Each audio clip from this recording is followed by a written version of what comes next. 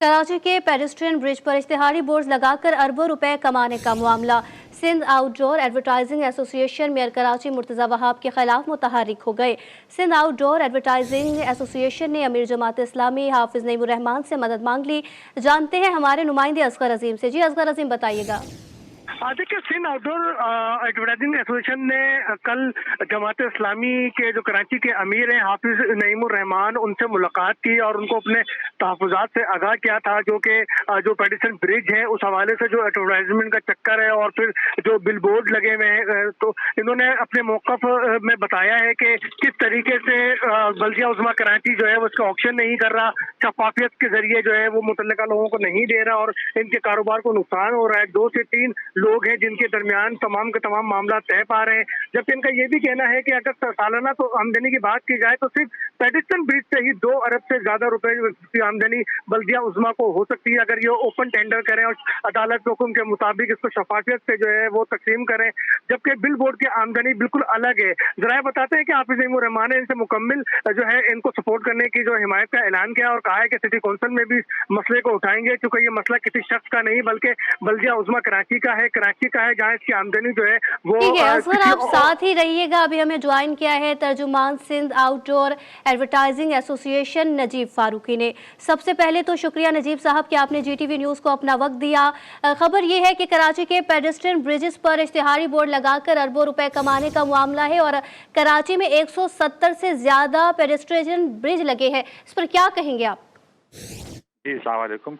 बिल्कुल ये बात सही है कि 170 से ज़्यादा कराची शहर में ब्रिजेस मौजूद हैं जो केएमसी के डोमेन में आते हैं और सुप्रीम कोर्ट के ऑर्डर्स के बावजूद कि इस पे इश्तिहार नहीं लग सकते, फिर भी केएमसी उस पर इश्तिहारात लगा रही है। अगर हम इसका देखा जाए, जायज़ा लें कि इस पर आमदनी का क्या तखमीना है, तो तकरीबन 2 अरब रुपए की इस पर सिटी गवर्नमेंट को टैक्सेस जनरेट हो सकते हैं, रेवेन्यू जनरेट हो सकता है।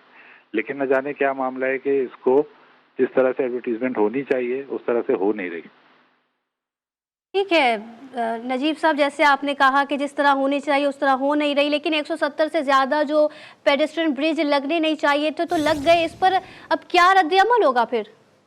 इसीलिए हमने एहतजाज किया। जाहिर सी बात है, जब हमने लेटर्स लिख के कोशिशें की और सब बेसुध साबित रही, कोर्ट में भी हम चले गए, वहाँ से भी कोई हमें रिजल्ट नहीं मिला, तो हमने फिर एहतजाज पे चले गए। अपनी ही होर्डिंग्स पे हम स्क्रीन्स लगा रहे हैं ताकि अवेयरनेस क्रिएट हो कि जो पेडिसन ब्रिजेस लग रहे हैं ये सुप्रीम कोर्ट की वायलेशन है।